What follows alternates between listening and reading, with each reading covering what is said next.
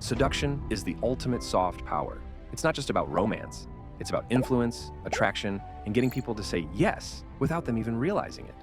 Whether you're building relationships, advancing your career, or navigating social dynamics, mastering the art of seduction gives you an edge in every aspect of life. In this video, I'm going to summarize the best book ever written on the subject, The Art of Seduction by Robert Greene. It's one of the most ruthless, Machiavellian books I've read. Greene reveals the psychology of attraction, showing how seducers control outcomes by mastering human flaws and desires. It may shock readers with its amoral tone. Greene portrays the seducer as a predator, with their target as a willing victim. Let's replace victim by target here. If you don't want to read all 500 pages, I've created a free, step-by-step blueprint to help you take action right away. Just click the link below and I'll send it to you. There is a lot to cover, so let's get started. The early part of The Art of Seduction sets up the foundation for preparing the reader to explore the strategies of seduction. This is a seductive framework used by a seductor to master the art of seduction. First, seduction should never be direct or forceful. A seducer uses subtle, indirect means to draw their target in, allowing them to feel like they are choosing willingly rather than being coerced. Second, seduction is about more than physical attraction. It thrives on playing with emotions. Seducers evoke desire, confusion, and vulnerability, eventually leading to what Greene calls a psychological surrender. Emotional depth, not just lust, is key to creating lasting influence. Lust fades, but love and obsession endure. Third, a sense of mystery keeps the target engaged. By not immediately fulfilling desires, the seducer creates longing and curiosity. Greene emphasizes that satisfaction should be withheld to maintain interest and excitement. Fourth, successful seduction requires a deep understanding of the target's desires and fears. Seducers focus on the other person, not themselves, and tailor their approach by studying the target's personality, social dynamics, and aspirations. Greene advises being other-centered to know what captivates them. Fifth, seduction is a gradual process that builds over time. Rushing creates fleeting desire. Taking time fosters deep emotional connections. A seducer must allow attraction to develop organically, aiming for something more enduring than just temporary lust. Sixth, seduction often involves manipulation, and Greene acknowledges the morally ambiguous nature of the practice. He advises that seducers must be willing to overlook the ethical implications in the pursuit of their desires. In The Art of Seduction, Robert Greene introduces various seducer and target archetypes, each appealing to different fantasies and desires. He emphasizes that there isn't a one-size-fits-all approach. Each archetype has its own seductive style. Greene encourages you to discover and embrace your natural archetype, using it to enhance your seductive power. Let's explore key seducer archetypes you might identify with. The siren embodies exaggerated femininity and captivates others with her charm. It's not just her physical beauty that mesmerizes. It's her ability to evoke fantasies that enchants and draws people in. Sirens possess a powerful sexual energy, skillfully wielding it to create an irresistible aura of allure, offering an escape from the constraints of daily life. For men, the siren is the ultimate fantasy, a figure who promises pleasure, freedom, and indulgence, making them lose control, which they secretly yearn. The rake embodies an infectious passion for the opposite sex, creating a magnetic pull through his intense fascination with women. His unrelenting desire makes those he pursues feel deeply desired, representing a powerful fantasy for many, much like how the siren captivates men.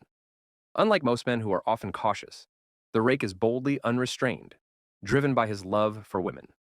This overwhelming devotion is both exhilarating and dangerous, as he may be disloyal or amoral, but it only adds to his allure.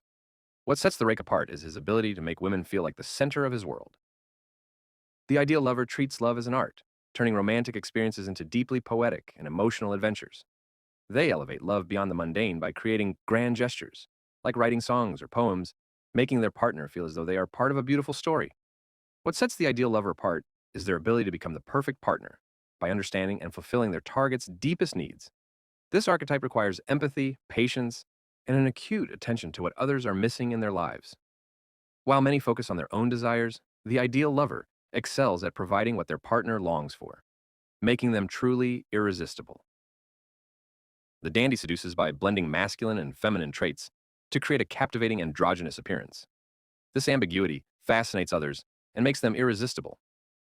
The dandy challenges societal norms, appearing mysterious, elusive, and captivating.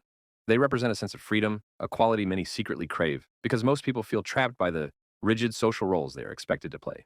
By harnessing the power of ambiguity and rejecting traditional roles, the dandy creates personas that cannot be easily categorized, enhancing their allure. The natural seduces by embodying childlike qualities, spontaneity, sincerity, and playfulness. which make them irresistibly charming. Their carefree, vulnerable demeanor disarms others, creating an atmosphere of ease and joy. Naturals tap into our subconscious desire to relive the simplicity and spontaneity of childhood. In their presence, we are transported back to that golden age. They make a virtue of their weaknesses, eliciting sympathy and a protective instinct from others, much like how we respond to children. While many of these traits are authentic, some naturals deliberately exaggerate their vulnerability as a conscious, seductive tactic. The coquette seduces by mastering the art of playing hard to get, alternating between giving hope and frustrating their target. This hot and cold dynamic creates obsession, as the coquette keeps their target hooked with the promise of fulfillment that never quite arrives. Delay is the coquette's primary weapon. By keeping their target waiting and uncertain, they build a deeper emotional connection. The target becomes more fixated, driven by the desire for something just out of reach, whether it's love, pleasure, or power.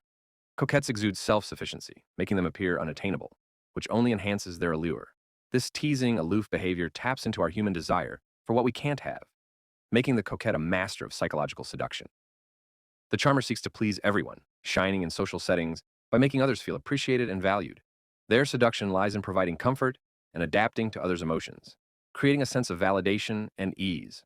Charmers are masters of manipulation through kindness. They deflect attention from themselves, focusing entirely on their target, making them feel understood and admired. Unlike other archetypes, they avoid conflict and instead use empathy and flattery to build rapport. By boosting their target's vanity and self-esteem, they quietly gain influence and control. The charismatic radiates confidence and embodies a larger-than-life vision or cause, drawing people in with their unwavering conviction. Charisma comes from a unique blend of self-confidence, purpose, and energy, creating a presence that makes others feel drawn to them, sensing something extraordinary. Charismatics use subtle techniques such as piercing gazes, calm speech, and an aura of mystery to seduce on a grand scale. They can be both intimate and distant, creating an enigmatic allure that pulls people in. The star captivates through mystery and distance, drawing people in with an untouchable, ethereal aura. They stand out with a unique style that commands attention, but their power lies in their elusiveness, allowing others to project fantasies onto them. Stars thrive on the desire for escape from everyday life, feeding people's need for something otherworldly. Their dreamlike quality influences us unconsciously, making them objects of fascination and imitation. However, their challenge is to maintain this allure, as too much exposure risks breaking the spell. To seduce like a star, cultivate an intriguing presence, visible enough to inspire, yet distant enough to remain mysterious. After outlining the traits of the ideal seducer, Robert Greene shifts focus to the opposite, the anti-seducer. The anti-seducer is the opposite of a successful seducer, someone whose behaviors actively repel rather than attract. Robert Greene identifies key characteristics that destroy seduction, helping readers avoid common mistakes that can kill any seductive potential. These anti-seductive traits can creep in unnoticed, undermining your appeal, even if you possess otherwise charming qualities. Here are the main types of anti-seducers to avoid becoming. The brute is impatient, pushy, and often aggressive. They assume you're interested and rush the process, offending your ego by not allowing space for mystery or subtlety. They lack the grace to wait and see, leading to frustration. A good way to recognize a brute? Keep them waiting and observe their reaction. Patience is crucial to seduction. Forcing your target will only push them away. Vanity is another trait that kills seduction. The vain person constantly talks about themselves, always seeking admiration rather than offering it. True seducers are focused on the desires of others, but vanity shifts the attention inwards, making the target feel unimportant. Humility and genuine interest in others are essential qualities to cultivate. A miser isn't just stingy with money, but also with emotions, energy, and attention. This type fears risk and holds back generosity, leaving others feeling neglected or undervalued. In seduction, being open and generous, both emotionally and materially, is critical. The miser's closed-off nature creates a feeling of scarcity and emotional dryness, repelling those they wish to attract. According to Robert Greene, this is the worst type of anti-seducer and should be avoided at all costs. The chatterbox talks incessantly, usually about themselves, revealing deep-seated selfishness. Their constant talking serves their own need for attention, rather than deepening a connection. A skilled seducer listens and observes more than they speak. Mastering the art of silence and restraint helps build mystery and allure. Hypersensitivity is another anti-seductive trait. The sensitive one cannot handle criticism or teasing, reacting with offense to even lighthearted jests. True seducers are unflappable and maintain a sense of humor, even when they're the target of jokes. Overreacting to small slights shows insecurity and weakens your seductive power.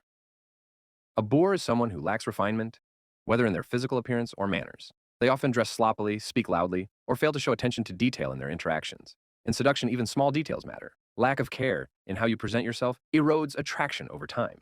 The boor's crudeness or loudness makes them stand out for the wrong reasons, often alienating potential partners. This type becomes clingy and needy, overwhelming their target with constant attention or demands. The suffocator stifles freedom and creates a sense of emotional suffocation, which leads to the target withdrawing to regain space and autonomy. Balance and space are vital in seduction. People need room to desire you. Judgmental and preachy, the moralizer makes others feel restricted and trapped by imposing their beliefs or values. Seduction thrives on freedom and acceptance, but the moralizer kills attraction by trying to fix or judge the behavior of their target. A true seducer embraces differences and avoids coming across as superior. The windbag talks excessively, especially about themselves, showing little interest in the other person. This kills mystery and bores the target. A seductive conversation is about balance, sharing just enough about yourself while keeping the other person intrigued, but not revealing everything. Lacking refinement or subtlety, the vulgarian comes off as crude, tacky, or lacking in class. This puts off their target, who craves grace and sophistication. Seduction often involves elevating the experience, and the vulgarian destroys this sense of specialness by failing to meet basic social or aesthetic standards. Now that we've explored the mind of the seducer, it's time to take a closer look at the other side of the equation, the target. In seduction, understanding your target is everything. Before you can successfully captivate someone, you need to know what drives them, what they crave, and most importantly, what they lack. Robert Greene breaks this down into two key areas: personality types and victim archetypes. Successful seduction hinges on recognizing the desires and fantasies of the person you're pursuing. Greene identifies different personality types, each with specific emotional needs. By tailoring your approach to fit these needs, you can create a magnetic pull toward you. Let's look at the key personality types Greene outlines. Nostalgics are driven by a deep longing for the past. They're glory days. They find comfort in familiarity and are drawn to anything that reminds them of what they've lost or miss. To seduce a nostalgic, offer them a taste of that lost world. Become the person who can restore what they feel has slipped away. Escapists feel trapped by society, by their own choices, or by life's limitations. They yearn for freedom and adventure, something to take them away from their daily grind. If you can present yourself as the doorway to excitement and liberation, they'll be irresistibly drawn to you. Self-indulgents are unapologetically themselves. They revel in their quirks, flaws, and eccentricities, and want others to do the same. They crave validation, and a seducer who indulges their self-love, who makes them feel seen and adored for who they truly are, will hold significant power over them. Seekers are on a quest for a specific fantasy or ideal. They've built up in their mind what love, adventure, or life should look like, and they are searching for someone who can make this fantasy a reality. If you can embody or reflect their deepest desires, you will become their perfect match. Understanding these core personality types enables you to tailor your seduction strategy to resonate with their deepest emotional needs. By fulfilling these desires, whether it's a nostalgia, freedom, validation, or a long-held fantasy, you become not just a temporary interest, but someone who provides what they've been subconsciously seeking. This is the key to a more powerful and lasting personality types. Greene introduces the idea of victim archetypes, people who are particularly vulnerable to seduction due to certain traits or life situations. These archetypes give you a blueprint for how to approach your target by exploiting their unique vulnerabilities. Each victim archetype has a distinct weakness, a point of entry that, when identified, can be used to draw them closer. Greene's theory is that seduction succeeds when the seducer understands and exploits the specific vulnerability of the right target. Once skilled seducers themselves, they now long for the excitement of their past conquests, reignite their former passions by making them feel as if they're still as captivating as ever. Disappointed by the harsh realities of life, these people once believed in adventure and romance. They now seek an escape. Offer them a taste of the fantasy they once dreamed of. Raised with every desire catered to, they demand constant excitement and novelty. Keep them entertained and distracted to seduce them. Obsessed with appearances and social norms, the prude fears scandal. To seduce them, offer the thrill of transgression and the allure of forbidden pleasure. Once adored by many, their fame has faded. Seduce them by restoring their self-worth, making them feel like they're still in the spotlight. Innocent and inexperienced, they are drawn to those who can introduce them to new experiences, become their guide into the unknown. Always seeking a challenge, they thrive on the thrill of the chase. To seduce them, resist and create a sense of competition. Fascinated by the foreign and unfamiliar, they are drawn to uniqueness. Present yourself as mysterious and different to pique their curiosity. They crave emotional intensity and conflict. Offer them excitement through tension and drama, keeping their emotions in a constant state of turmoil. Intellectually driven, they analyze everything, including love, challenge their intellect while subtly appealing to their emotional weaknesses. Their beauty once gave them power, but they fear losing it as they age. To seduce them, appreciate their mind and talents, but don't neglect their appearance. Refusing to grow up, they avoid responsibility and seek constant fun. To seduce them, play the caring, responsible adult without judging or criticizing. Attracted to those who appear vulnerable, they take pride in saving others. To seduce them, appear in need of help, and they'll play the hero.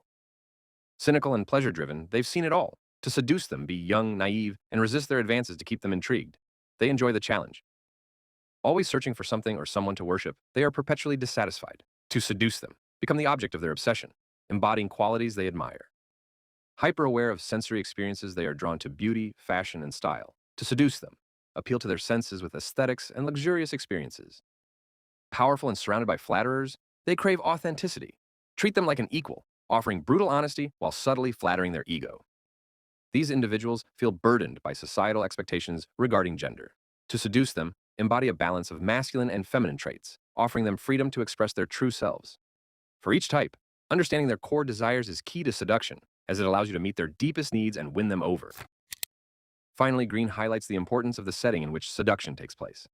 Certain environments amplify the effects of seduction, making people more vulnerable and easier to influence. Parties and gatherings provide opportunities for playful teasing and attention, setting the stage for seduction. Private, intimate settings can intensify emotions and make someone more susceptible to seduction. In moments of tension or crisis, people are more likely to seek comfort, making them easier to seduce. In part 2, we'll dive into the psychological techniques that can lead to successful seduction, regardless of your appearance. Robert Greene outlines the seduction process in 4 distinct phases, each broken into actionable steps. These phases take you from sparking initial desire to achieving the final, decisive conquest. Greene's 24 laws of seduction are not mere tricks or routines. They are strategic principles. Each law provides a tailored approach for different types of seduction, and it's essential to know which ones work best together. Not every technique will suit every situation, and sometimes, despite following the recipe, the person you're trying to seduce simply won't respond. Phase 1. The awakening of desire. Your goal in this phase is to pull your target out of their daily routine and occupy their mind with thoughts of you. Seduction begins by selecting the ideal target. Like in marketing, not everyone will be a good fit. Avoid those who are too career-driven or emotionally unavailable, as they're likely to resist your efforts. The best targets are those seeking change or excitement. To succeed, you must know your target, observe their habits and interests to ensure they're worth pursuing. This screening phase will help you determine if seduction is possible and if they're open to your advances. Your target should never feel manipulated.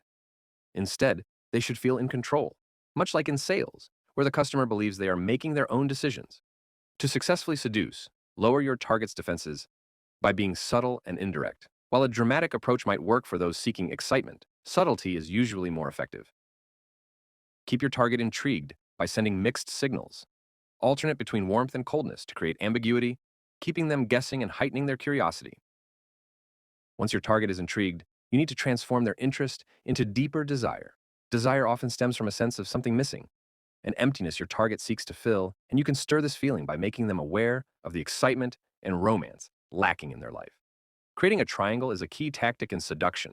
The idea is to involve a third party to create tension, competition, or jealousy. By positioning yourself as someone desired by others, you make yourself more desirable. This dynamic increases your allure because humans are naturally drawn to what is coveted by others. The goal is to make your target feel like they are competing for your attention, which can intensify their desire. Create desire, but don't satisfy it. The key to seduction is building tension and leaving your target wanting more. A seducer's strength lies in frustrating desire just enough to keep the other person hooked. Make them feel incomplete, highlight what they lack, and position yourself as the solution. To charm and captivate, mirror your target's values, wants, and moods. Subtlety is key. Use suggestion rather than direct statements. Seduction thrives on planting ideas that grow over time without the target realizing it. To solidify your presence in their mind, mirror their desires and emotions, adapting your behavior to make them feel understood on a deeper level. People are naturally self-focused, so by reflecting their inner needs, you bypass their defenses and become integral to their thoughts.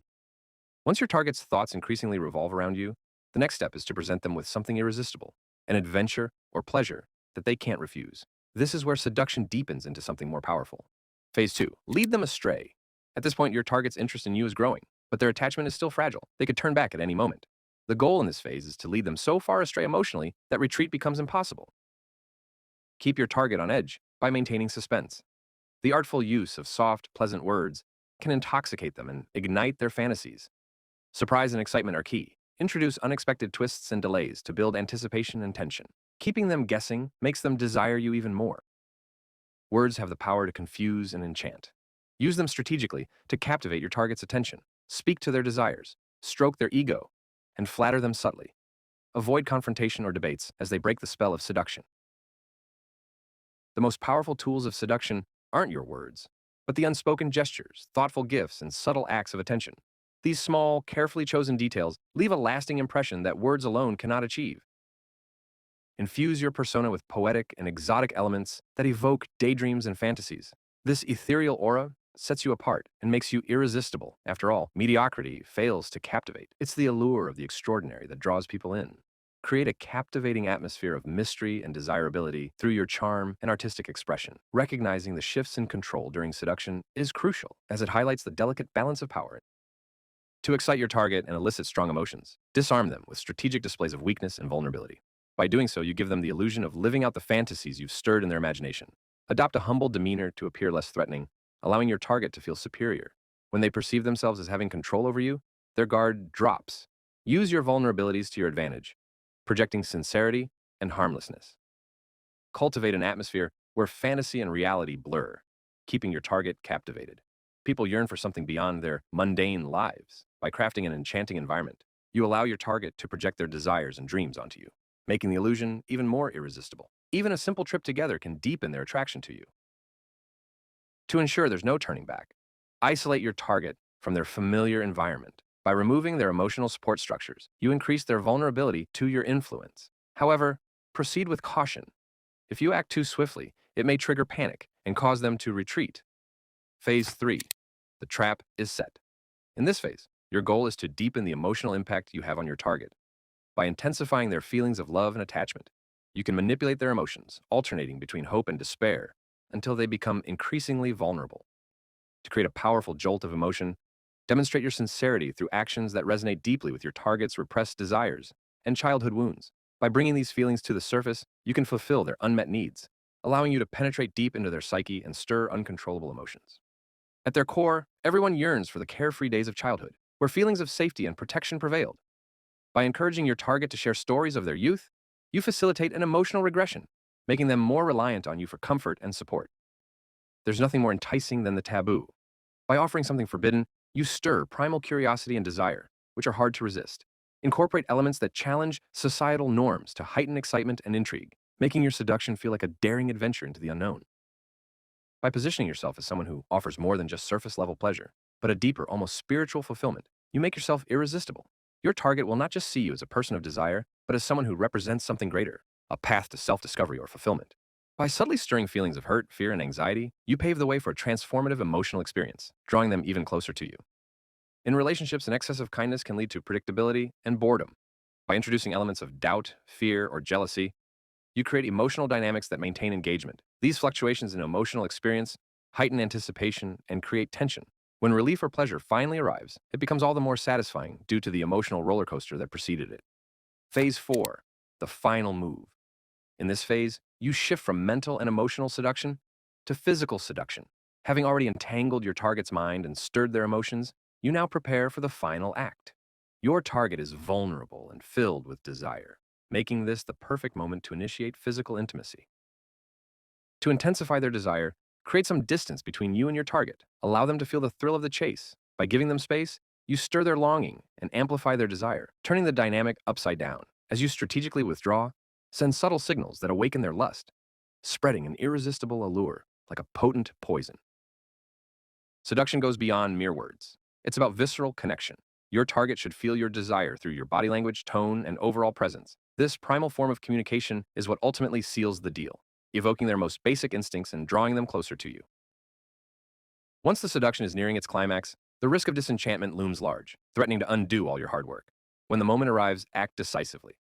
A successful seduction culminates in bold action. Don't allow your target to linger in uncertainty. Prolonging the process can lead to post-seduction disillusionment, which breeds resentment and diminishes the connection you've worked so hard to build.